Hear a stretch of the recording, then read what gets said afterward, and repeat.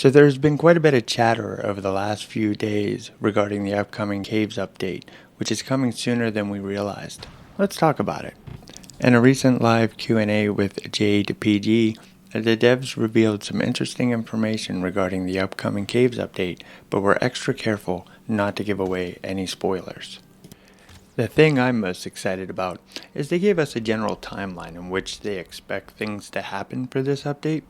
This past Friday, Grimcore said he expects the update to move to experimental testing and then public testing within the next week or so. I expect we'll probably see the Caves update just before or on the anniversary of the early release of the game. So this means if you have any mountain biomes unexplored at this time, don't explore them just yet, because they've also confirmed the caves will only generate in unexplored areas. This should be an expectation from the fanbase at this point. It's just much cleaner to generate new content in unexplored areas. Lowers your chances of interfering with player creations or the risk of being more buggy. But I digress. The release of the Caves update will give us players some fresh content, which if you're anything like me, you're dying for right about now. The Hearth and Homes update really added some great content, and they've given us some patches since then, but I'm really dying to explore some new areas. Now with that, they've also given us a little bit of information on what that new content will entail, though they were very careful, extra careful, not to give away too much of anything. Really, it's just a bunch of teasers more than anything. They have confirmed there will be a new creature, but I am at a bit of a loss on what it could be. I'm sure it will be related to wolves in some way, that's obvious. Probably related to the Fenris, but if I had to wager a guess, since they've confirmed this update is related to the Cult of the Wolf, I'm going to guess it's some kind of werewolf maybe? I mean, if we go back and look at the pictures they released as spoilers, if my guesses are right on that, one of the runes depicts the worship of the Fenris, and the other depicted the transformation of a person into a beast. So it's safe to assume we will see some kind of werewolf-like creature. Not that the Fenris doesn't already fit the bill on that by design, which is why I'm not 100% certain on what it could be. Is it going to be whatever creates the Fenris?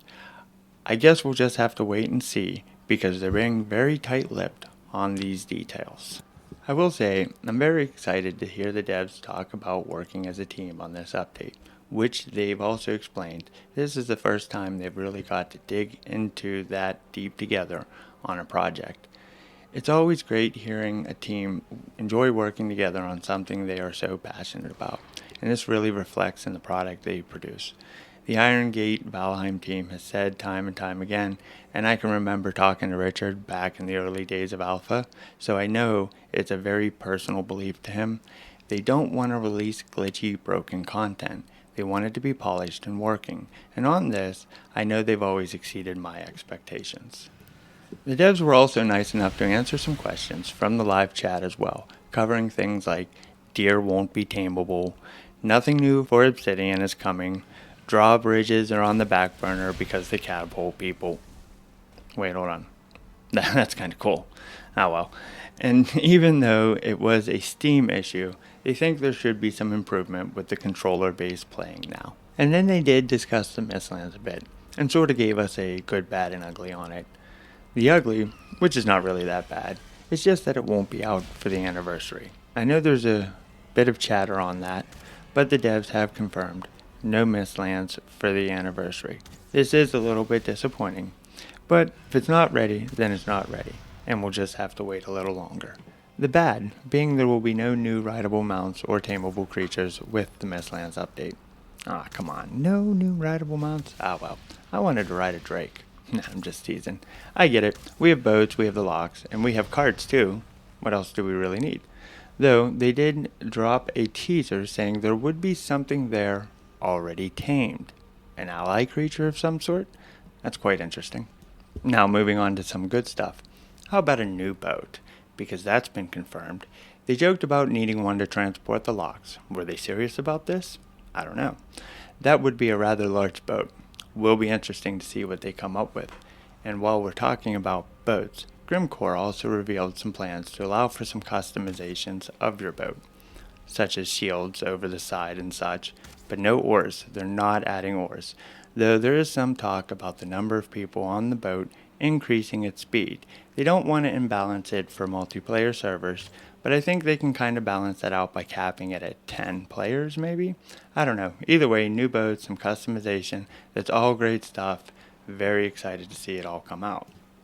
The next thing I wanted to touch base on was to sort of quickly dispel a myth that I've noticed is starting to pick up. And that's that the devs are actively seeking to patch out the auto breeders or auto farms, if we're to steal some Minecraft terminology there. However, in listening to what Grimcore had to say about this when he discussed it with Richard, it was more that Richard didn't like the way they had to look in order to function. So personally, I would take this to mean maybe they'd give some consideration to this being a desire of the player base and clean it up some for us. I don't know. Either way, I just wanted to toss that out there real quick. They're not against the breeders. They just don't like how they look. So don't expect each patch to break your breeder. Rest a little easier knowing they're not out to take your piggies and doggies, so breed away.